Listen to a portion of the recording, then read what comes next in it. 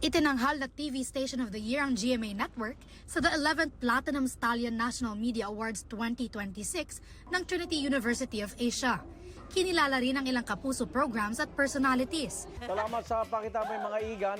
Best Morning Show ang unang hirit na 26 years nang nagbibigay ng balita, impormasyon, serbisyo at saya. Kabilang sa mga tumanggap ng award ang program manager ng show na si Janela Pagyo at host at Morning Sunshine na si Shaira Diaz. Mas lalo pa kaming namomotivate at ginaganahan bumangon para magtrabaho at lalo pang pagbutihan ng aming paghahayag o paghahatid ng balita at syempre ng serbisyong totoo para sa ating mga kababayan. Luzon, Visayas at Mindanao. Best TV News Program ang 24 Oras. Ang isa sa mga anchor nito na si Vicky Morales ang Best Public Service Program host para sa Wish Ko Lang na Best Public Service Program. Si 24 Oras segment host Martin Javier ang Best TV Sports Program host para sa GMA Sports. Si State of the Nation anchor Atom Araulio ang Male News Anchor of the Year. Best Regional TV Network ang GMA Regional TV. AM Radio Station of the Year ang Super Radio DZBB.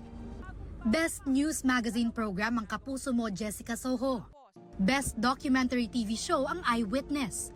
Ang GMA Prime na mga batang riles ang Best Primetime Drama Series. Ang isa sa mga bida nito na si Miguel Tan Felix ang itinanghal na TV Actor of the Year. TV Actress of the Year naman si Rian Ramos para sa kanyang pagganap sa Encantadia Chronicles Sangre. Ang co-stars niya sa series na sina Kelvin Miranda at Angel Guardian ang Best Primetime Drama Series Actor at Actress. At ang It's Showtime ang Best Noontime Show.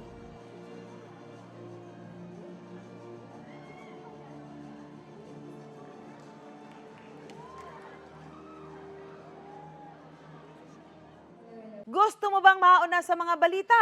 Mag-subscribe na sa GMA Integrated News sa YouTube at tumutok sa unang balita.